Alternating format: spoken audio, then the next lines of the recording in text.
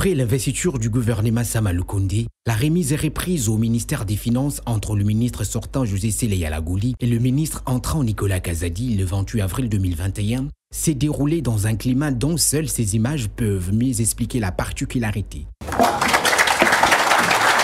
La tâche de notre ministère est immense.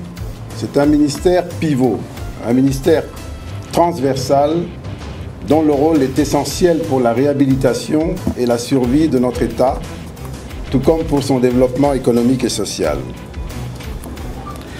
L'action que nous allons mener ensemble s'inscrit dans le cadre du programme présenté par son Excellence Monsieur le Premier ministre à l'Assemblée nationale pour son investiture.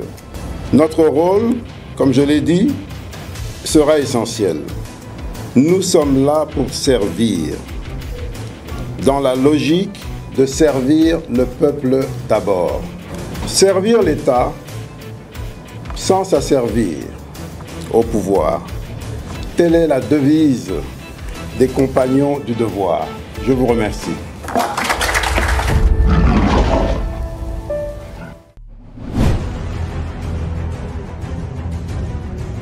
Dans le cadre de la mobilisation accrue des recettes publiques, le ministre des Finances Nicolas Kazadi et son collègue des Affaires foncières Aimé Sakombi Molendo ont signé le 3 juin 2021, en présence de la vice-ministre des Finances Onej Sele, un arrêté interministériel portant bancarisation des opérations foncières et immobilières à travers la République démocratique du Congo. Ce que vous devez savoir, c'est que nous manquons dans notre pays un véritable secteur de l'immobilier, alors que tous les pays en ont normalement, et c'est un secteur sur le plan économique qui normalement devrait être un des plus importants. Cet arrêté fait partie des solutions qu'on apporte, et ce n'est pas fini. Nous en apporterons d'autres, toujours avec mon collègue, pour compléter cet exercice, parce que nous voulons un vibrant secteur de l'immobilier avec des professionnels. C'est un des rares pays où quand on veut s'installer, on a très peu de chances d'avoir affaire à une agence immobilière structurée.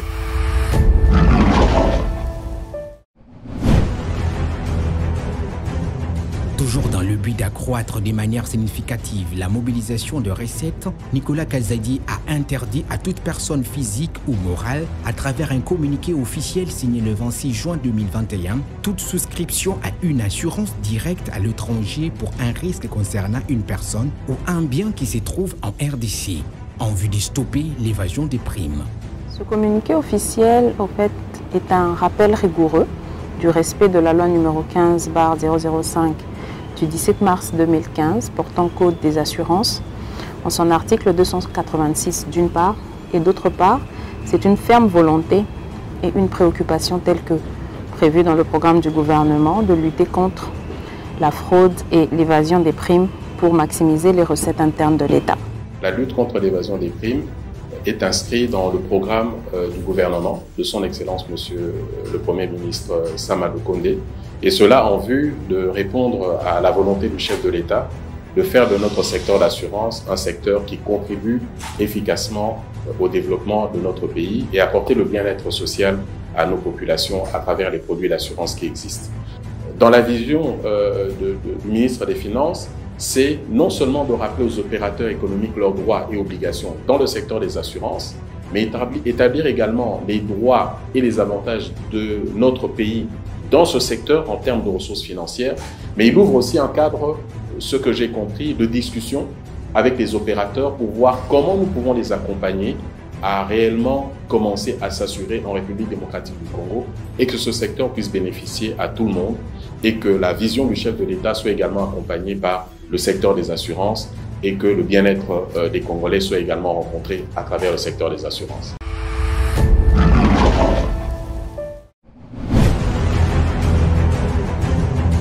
Pour cristalliser avec succès l'idée de renflouer les caisses de l'État, des contrats de performance ont été signés en bonne et due forme entre le ministre des Finances et les directeurs généraux des régies financières, la DGDA, la DGI et la DGRAD. Dans l'ensemble, la courbe de la mobilisation des recettes est demeurée ascendante. Pourquoi des contrats de performance alors qu'on est déjà en hausse?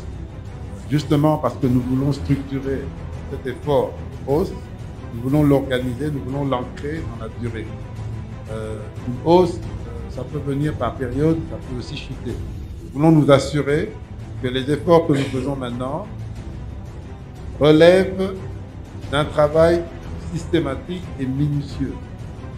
Nous voulons nous assurer qu'il n'y a pas seulement ces résultats-là qui tombent, parce que les résultats peuvent tomber. Sur le plan fiscal, il peut y avoir des événements qui produisent de grosses recettes, mais il faut que ça aide à transformer également nos régimes. Donc nous voulons que cette performance ait plus de profondeur et plus de durée, plus de durabilité. Raison pour laquelle c'est important de signer un contrat de performance. Nous sommes obligés à générer beaucoup de recettes. Et aujourd'hui, on s'engage. On a signé. Sur le plan psychique, ça, c'est vraiment une motivation. Et ça ne va pas rester à notre niveau. Quand nous allons rentrer dans nos services, on doit faire aussi la même chose. Vraiment, c'est une motivation. C'est un acte vraiment qui motive. Et vous verrez très bien que dans quelques mois, ou bien dans quelques jours, les fruits de ce qu'on vient de faire. La première personne qu'on maîtrise, c'est soi-même. Ça va nous pousser à entrer au-dedans de nous pour voir qu'est-ce que nous pouvons corriger nous-mêmes au niveau de la DGRAD, qui peut augmenter même un petit rien. Nous allons faire, nous ne ménagerons aucun effort pour que tout ce qui est en notre pouvoir, nous puissions le faire en sachant que l'autorité est en train de nous regarder et nous avons engagé notre responsabilité. En notre engagement de ce jour, nous disons que nous allons faire de notre mieux pour améliorer la qualité de nos services en vue de permettre que les échanges puissent être beaucoup plus fluctueux. Et cela entraîne effectivement une amélioration des conditions de travail, des conditions de perception des droits et taxes. Et évidemment, ça nous permettra d'aller plus avant que ce que nous sommes aujourd'hui. La mobilisation des recettes a connu un grand tournant à partir du mois d'avril, coïncidant à l'arrivée du ministre Nicolas Kazadi à la tête du ministère des Finances, caractérisé par un bond répétitif tous les mois qui est supérieur à 25% par rapport à la moyenne des 5 dernières années, considérant la même période, c'est-à-dire lorsqu'on prend avril jusqu'à juin. Et cette même tendance se confirme durant ces mois de juillet.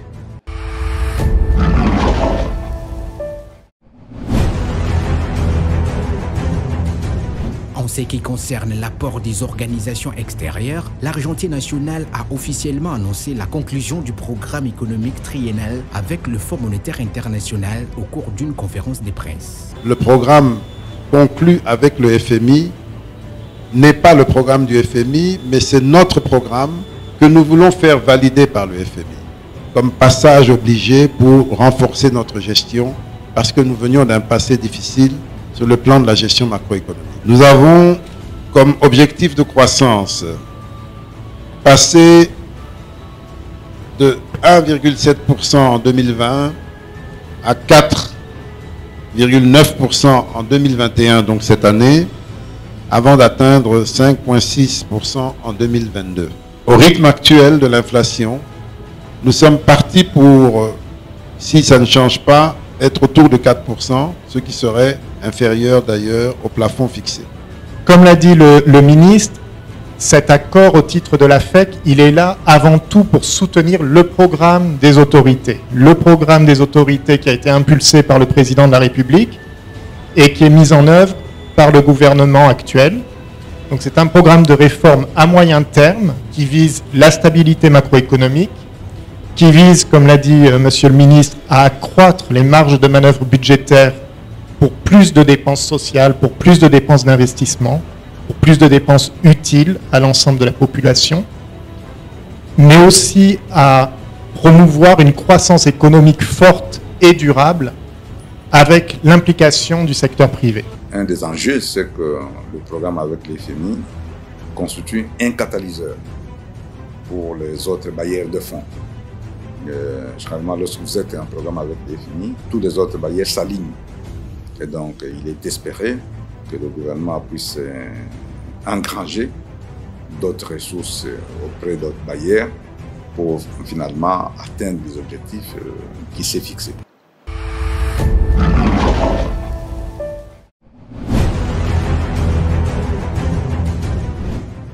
Le 9 juillet 2021, Nicolas Kazadi a effectué un voyage important à travers lequel il a pris une part active aux travaux de la 3e réunion des ministres des Finances et des gouverneurs de banque centrale du G20 à Venise, en Italie, où il a fait entendre la voix de l'Afrique et de la RDC. En prélude à cette réunion, il a eu le privilège d'être reçu sur la télévision américaine CNN dans la célèbre émission Quest Makes Business, présentée par Richard Quest. Now we are doing quite well. The economy is still improving. Even last year, our results were among the best one in Africa. We had a positive growth rate, etc. But now we are taking advantage of the increase of the price of raw material, specifically copper and cobalt, and we have good figures. The economy is going well. We are acting very concretely. We have key results coming, and the change was made by, since 2019 when, under the leadership of the new president Felix Tshisekedi. Now we have concrete action against corruption. We have results. We have strengthened auditing and monitoring bodies. Now the justice is empowered. They are more free from political pressure. And we have some results that we have never seen in the country since decades. We can say that we are in a very historical moment in DRC with regard to fighting corruption.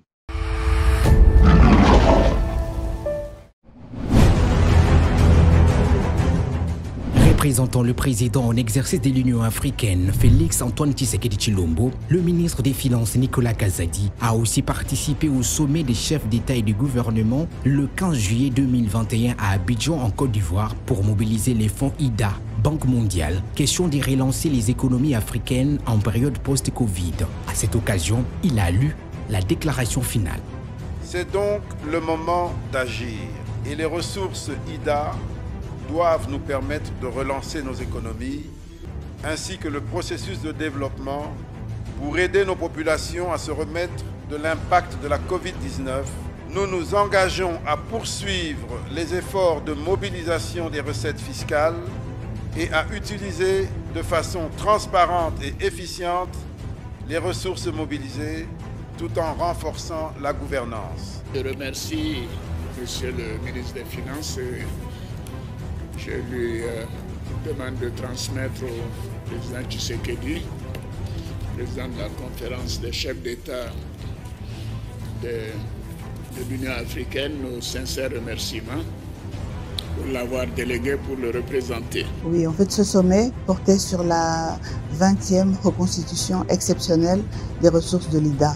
Et donc, l'appel des gouvernements africains, c'est de demander donc une reconstitution de plus de 100 milliards pour les ressources de l'IDA, pour justement aider le continent à se reconstruire après les conséquences très difficiles donc, de cette pandémie. Mais en contrepartie, donc, il est demandé aux pays africains de montrer une plus grande capacité d'absorption en termes de préparer des dossiers bancables, d'avoir un environnement qui soit favorable justement au développement de ces projets.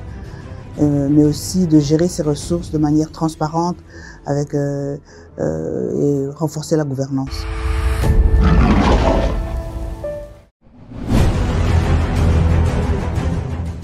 Le 17 juin 2021, le ministre des Finances Nicolas Kazadi et le directeur général de la BADEA ont signé un projet d'accord pour la protection des investissements dans divers secteurs.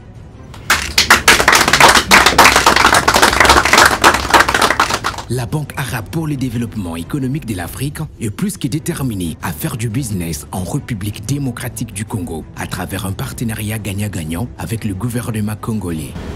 Jusque-là, cette banque créée en 1974, qui a commencé ses opérations en RDC en 1975, donc au tout début, nous avons une longue relation de coopération de plus de 40 ans et nous avons pu profiter, nous profitons encore des interventions de la BADEA dans notre pays. Mais jusque-là, la BADEA marchait sur un pied, si je peux dire, c'est-à-dire le volet classique, secteur public. Et je crois que le fait d'ajouter un deuxième pied donnera plus d'équilibre en s'investissant dans le secteur privé. L'objet de cet accord cadre, c'est de servir donc de cadre juridique pour les opérations que la banque serait amenée à effectuer dans votre pays, un soutien au secteur privé. Comme vous le savez, la banque est un partenaire historique donc, de la République démocratique du Congo depuis 1975, mais elle a jusqu'à présent focalisé ses activités sur le financement du secteur public. Aujourd'hui, dans le cadre de la nouvelle stratégie BADEA 2030, la banque s'engage à financer le secteur privé. Mais avant donc de pouvoir financer le secteur privé dans votre pays, il était nécessaire que la banque signe avec le ministère des Finances un accord cadre pour la protection de ces investissements et cet accord cadre servira de cadre juridique pour toutes les interventions que la banque serait amenée à effectuer en République démocratique du Congo.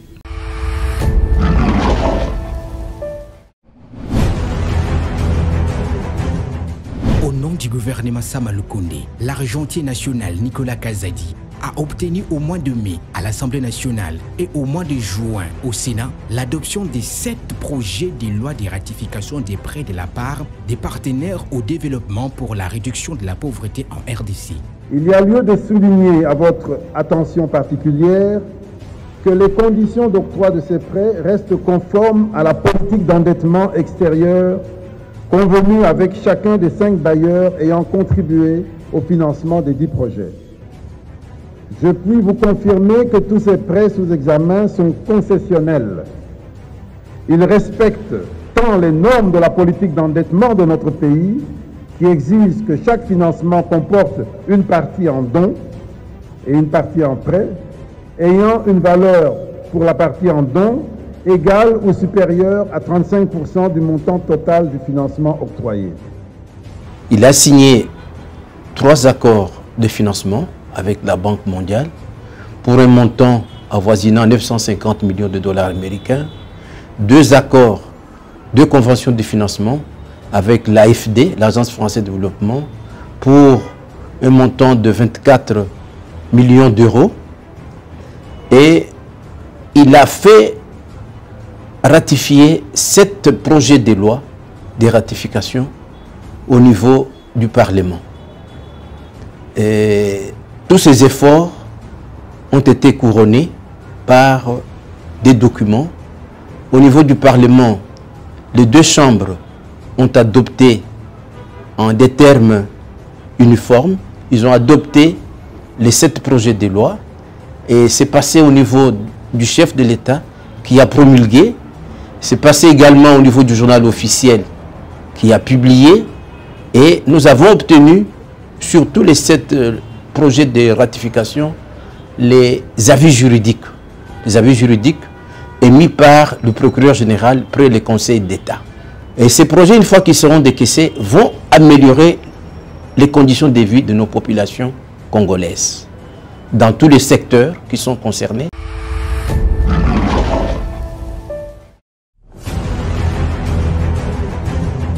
Le secteur de la santé est une priorité des priorités pour le ministre des Finances grâce à la bonne volonté politique du président de la République, Félix Antoine Tshisekedi Tshilombo. Nicolas Kazadi a décaissé dans les comptes du Trésor public en mi-juin 2021 une enveloppe de 17 millions de dollars américains pour les financements des vaccins traditionnels. Conformément à la volonté du gouvernement de renforcer ses investissements dans les secteurs sociaux, le ministère des Finances, en concertation avec celui de la Santé, a procédé au décaissement des 17 millions de dollars pour le paiement de la contrepartie du gouvernement pour l'achat des vaccins traditionnels. Ces vaccins traditionnels de type rougeole, tétanos, polio. Et ce paiement a ainsi permis de libérer l'appui financier de Gavi, qui est à hauteur de 61 millions.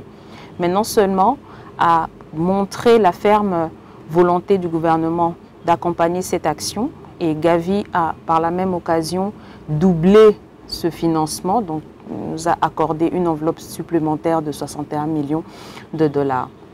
Ici, l'objectif est d'augmenter la courbe de vaccination sur le territoire qui est déjà en nette amélioration. Il est passé de 2018, 35% à 53% en 2020, avec objectif de passer au moins à 80% pour cette année et les années à venir.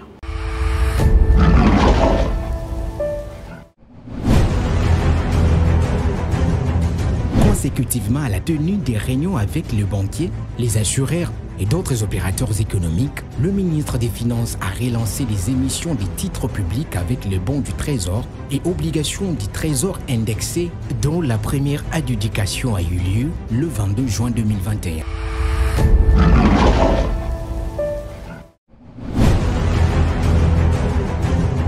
Pour une meilleure gestion des déchets dans la ville-province de Kinshasa, le ministre des Finances Nicolas Kazadi a signé le 24 juin 2021, en présence de la vice-ministre des Finances, un accord de financement avec le gouverneur Jean-Tini Ngobila pour une enveloppe mensuelle de 2 millions de dollars entrée en vigueur au mois de juillet. Maintenant, cet argent n'est pas de l'argent que nous donnons sans contrepartie. Et l'engagement a été pris par le gouverneur. Il faut que cet argent soit suivi.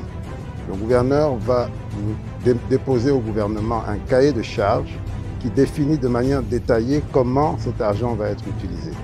Et il a pris l'engagement écrit de rendre compte tous les 2 mois de l'utilisation de cet argent et des progrès réalisés dans l'assainissement. Quand il rendra compte, on communiquera pour que les contribuables, la population quinoise, soient au courant des efforts qui sont faits pour améliorer son assainissement. Aujourd'hui, c'est un grand jour pour la ville de Kinshasa.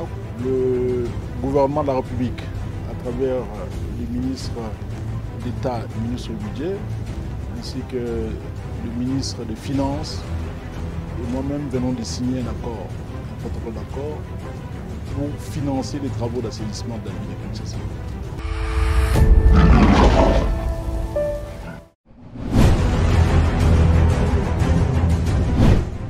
Enfin, parmi les actions qui ont fait couler beaucoup d'encre et de salive, figure en bonne place le fait pour le ministre des Finances Nicolas Kazadi d'avoir annulé les cartes de crédit sur les comptes généraux du Trésor à travers une lettre du 31 mai 2021 adressée au gouverneur de la Banque centrale du Congo.